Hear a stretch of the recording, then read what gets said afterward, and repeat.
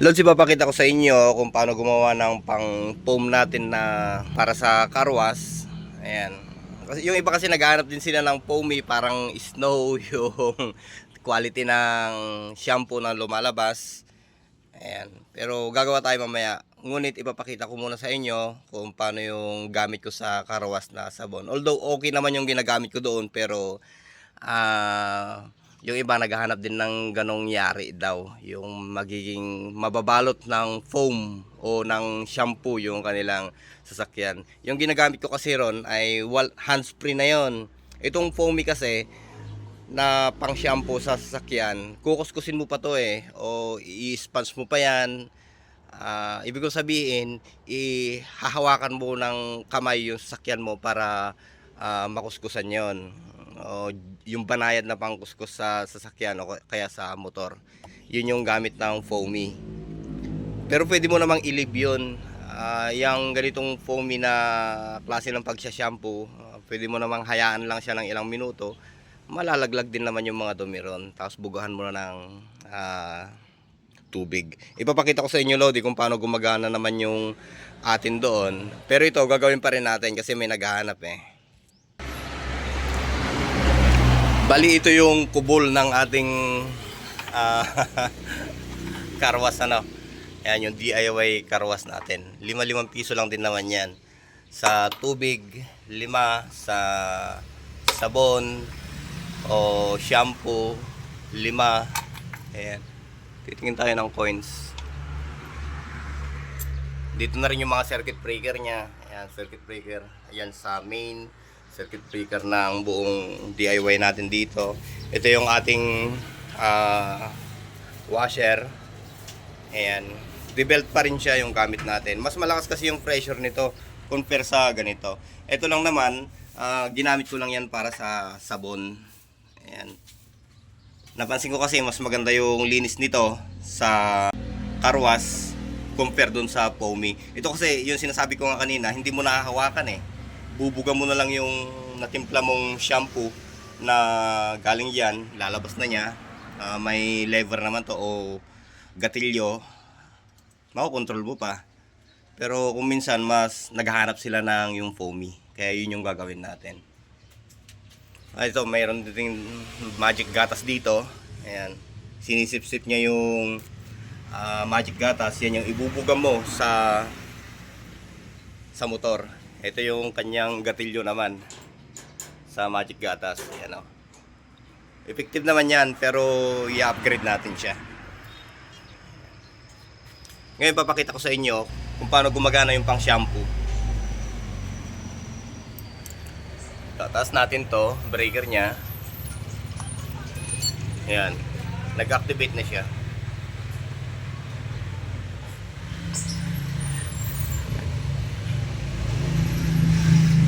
Kinukuha kasi ng mga bata yung pera nito Ikaw humihingi sila. Doon kumuha kayo sa karwasan, sabi ko naman.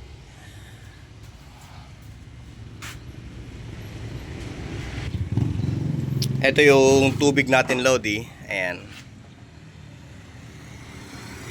Ito naman yung gamit natin sa shampoo. Yan yung gatilyo nya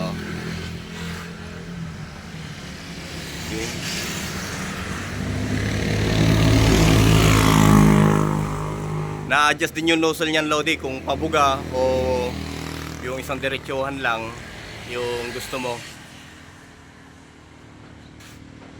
Ayan.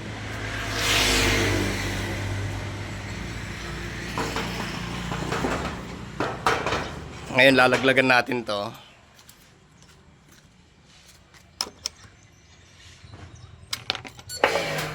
Ito siya, Lodi. Activated na to, Lods. Ito kasi yung Lodi, yung pang shampoo nya. Ayan Ayan.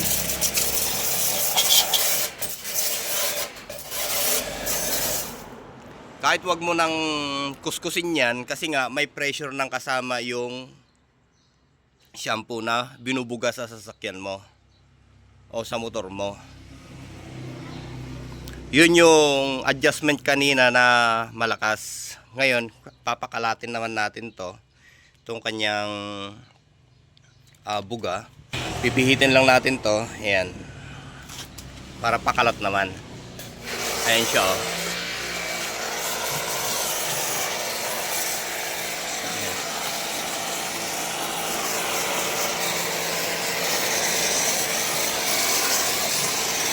May pressure talaga. Talagang tinataboy niya yung nakadikit na dumi sa sasakyan mo. Ayan, oh.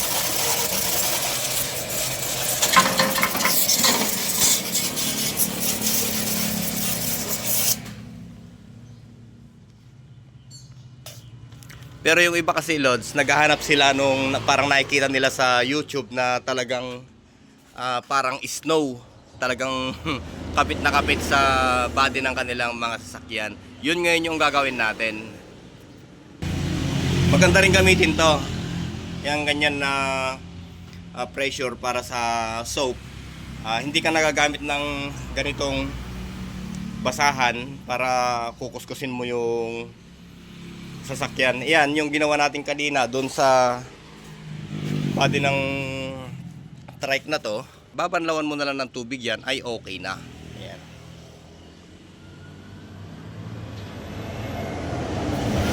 Bali madali lang namang gumawa ng makina Lodi para sa pang shampoo, yung foamy ang labas.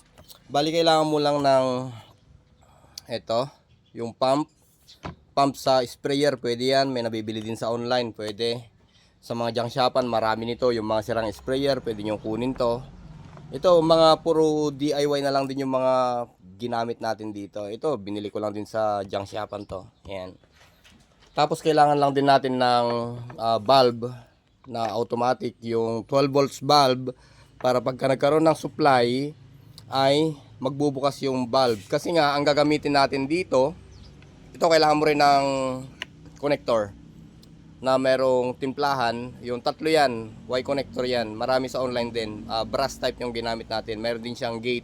Ang nakalimutan lang natin ay yung one-way bulb para sa output o yung natimpla na sabon. Ayan. O car shampoo. Ito yung output niyan. Kailangan nating pagsabayin yung nilalabas nito sa output. Ayan, ito yung output na. Ito na yung itututok mo sa sasakyan o sa motor. Kailangan nating mag-synchronize o isabay yung hangin sa shampoo. Kailangan timplahin mo rin dito pagka umandar na to. Para yung output mo ay yun na lang din lang yun. Magbabago lang to sa timplada mo o sa timpla o sa mixture mo ng tubig at shampoo. Okay?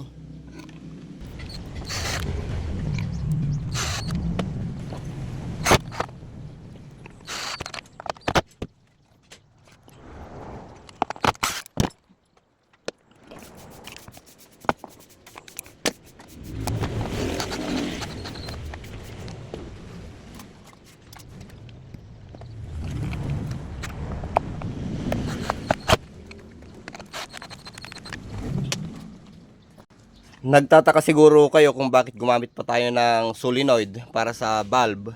Kasi nga, Lods, ang gagamitin nating compressor ay yung hindi naman compressor na portable na 12 volts. Kundi yung medyo mas malaking version, 220 din yan. Naglalaman din yan ng hanggang, ilalabas ko lang ng konti. Ito. Naglalaman din to hanggang 120 o yung kanyang PSI ay hanggang 120 PSI. Tapos di ko sure kung 30 kilos to yung kanyang tangke, kaya malaki din to. Hindi natin pwedeng isabay yung mismong andar ng makina nito kasi magiging makonsumo. Kaya ang kailangan natin, yung naiipon niyang hangin ay makontrol din papunta dito sa ating DIY foamy machine. Ayan, para sa shampoo. Ganyan lang naman kadali yan, Lods. Ang gagawin mo lang dito ay pagsamahin mo na tong dalawang wire na to. Ayan. Ito. Tsaka ito.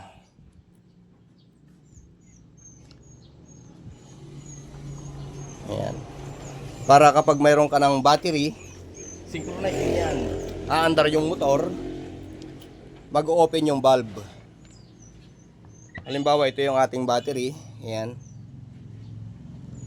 Kung sinuplayan mo yan, didinig nyo ay lalagatak tong ating solenoid valve. Gamit to sa busina. Ayan. Ano nyo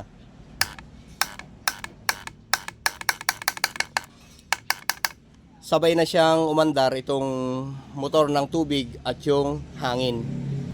May mga panglak naman tayo, yung E-core o yung na pagtanggalan ng transformer. Ayan, I-core.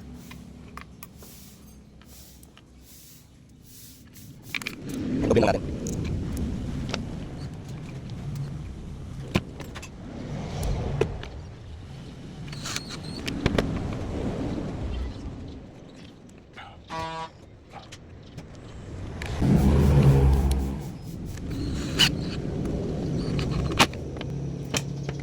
Para sa mas magandang kapit, pwede nyong patakan ng glue to.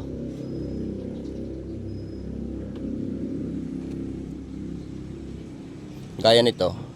Ayan.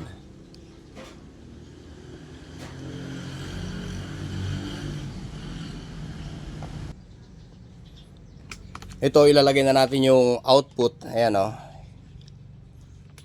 Lalagyan lang natin ng konting slope para sa check valve. Wala pa kasi tayong check valve eh. Kailangan kasi yung check valve. Kasi kung minsan pag nag-malfunction to at medyo napalakas yung hangin na yon na palabas ay mayroong kaunting porsyento na pumupunta dito.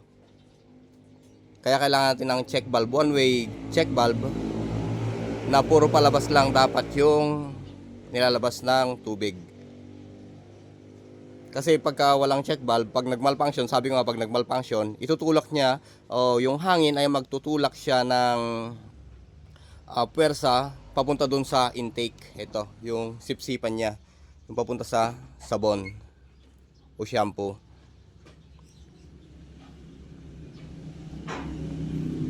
Malfunction na yon kasi nga hindi na siya makakasipsip. Kailangan mag-reset ka na naman para magkaroon ng pondo to at makasipsip uli ng tubig para synchronize uli sila, hangin at sabon na natimpla. Puputulin natin to. Yan.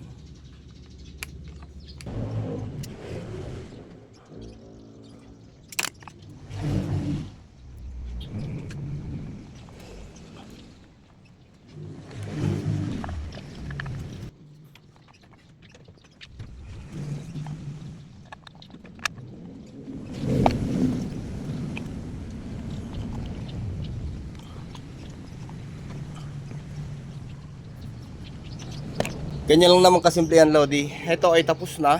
Ayan. Kakalangan mo na lang ng power supply yan.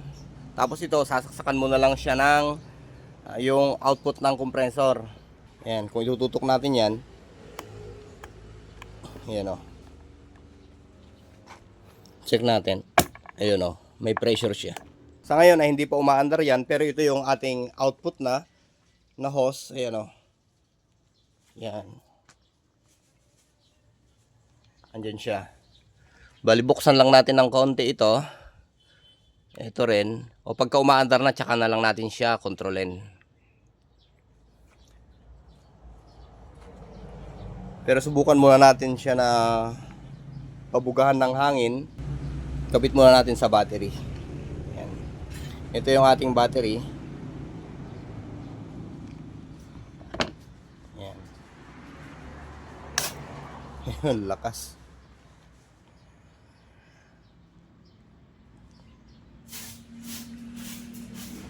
Yan yung ating output. So supplyan ko ng 12 volts yan.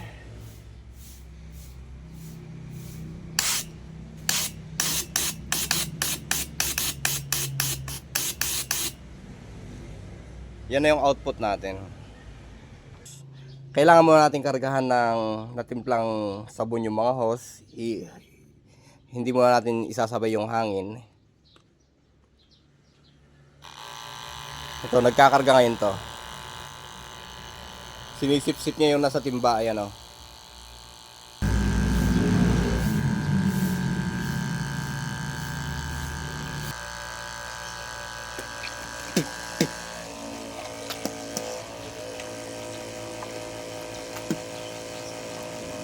Umaandar siya, Lodi. Ayun, naka sip-sip na siya ng tubig. Yung iba, Lods, ang ginagawa nila, yung kanilang intake, itinataas nila yan. Gumagawa sila ng galon para nakataas siya, naka-level siya, para yung gravity diretso lang dito, hindi na mangailangan ng karagdagang andar para makapuwersa, makapaglabas ng tubig to. Ayan. Kaya yung iba, ito nasa baba, yung tangke nila ay nasa bahagyang nakataas ng kaunti. Yan na yung output natin. Kailangan nating timplahin to.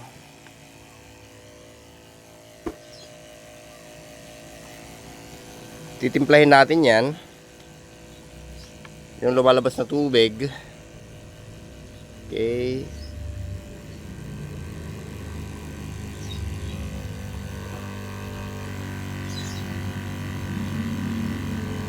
Yan.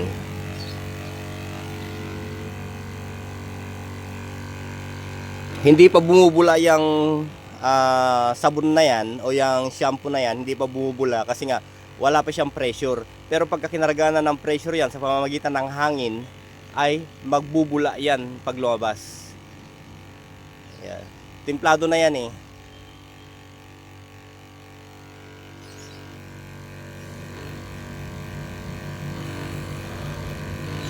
Yung hangin, buksan lang natin ng konti. Hindi pa nakakonek yung hangin natin. Ayan, oh.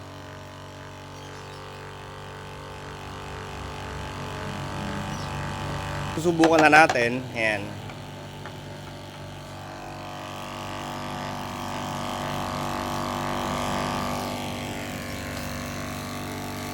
Bali, subukan muna natin dito sa bike na yan. Kargaan natin ang hangin to. Oh, lakas oh. Siya ngayon yan. Pagka sinuplay na natin to, ayan na siya, Lods, oh. Ayan. Medyo kulang yung tubig o yung natimplang sabon.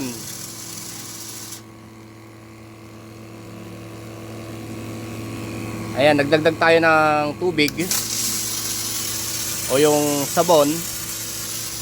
Ayan, kung mapapansin nyo, yung output natin, ayan na. Ayan o, talagang foam na siya. Ito. Talagang hindi mo na makikita yung bakal-bakal ng bike.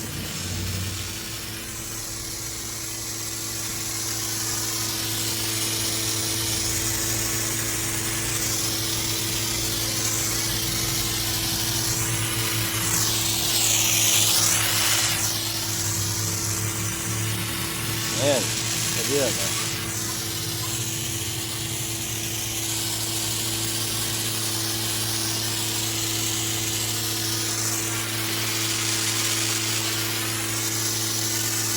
Okay. Bali, ito yung naging output ng ating pang shampoo sa sasakyan. Ito siya, oh. Mapapansin mo dito, talagang kumapit din yung shampoo na natimpla. Yan, oh. Ayan. Madulas. Okay.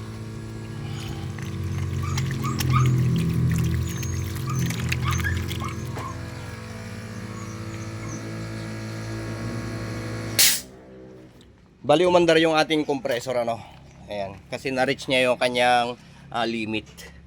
Ayan, kakaunti na lang kasi yung karga niyan. Bali, ganyan lang naman, Lodi. Ito yung ating natimplang car shampoo. Ayan. Ito yung mihigop ng natimpla. Ayan, papunta dito sa valve, sa manual valve. Wala pa tayong check valve dito. Soon magkakaroon tayo niyan. Padating na. Ito ngayon ang magiging trabaho nito. Ito magkasama na yung bulb na yan, yung air bulb na yan na 12 volts. Magkasama na sila. Ito na ngayon yung nakakonect sa timer. Ayan. Pagka nilaglagan mo yung timer, depende sa set mo ng oras, aandar na tong DIY natin na pang foamy. Ayan.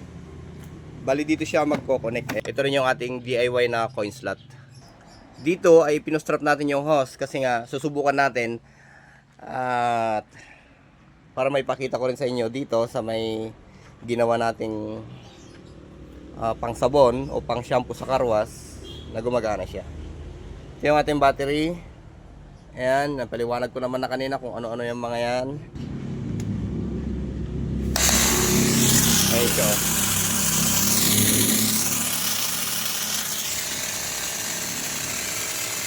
Dali. Sabit lang natin. Yan. Bali magbawas tayo ng hangin. Ayan o.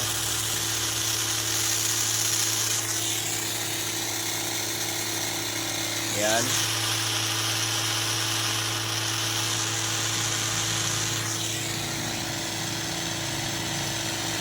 Magbawas tayo ng hangin dito. Tapos mag-add tayo ng kaunting sabon o shampoo. Yan. Bali umaandar na yung dalawa na yan, Lord. Sabay na yan. Ito, saka ito. Ito na siya ngayon. Ayan na.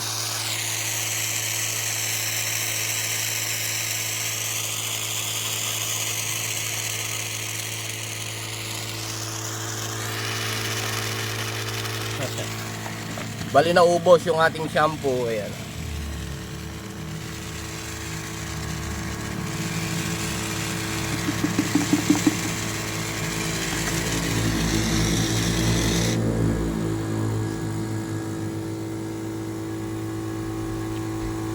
Yung pag-shampoo naman, Lodi, kung minsan inaabot lang siya hanggang 30 seconds. Ayan, na-shampoohan mo na yan.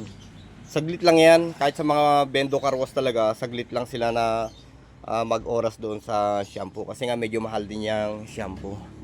Kasi yung mga ginagamit dyan, may mga Carnauba wax din. So yun lamang, Lods. Pinakita ko rin sa inyo kung paano mag-DIY ng parang snow siya. O foamy na pang sabon sa mga motor-motor, mga ganyan. Okay? Hanggang dito muna, Lods. Magandang buhay.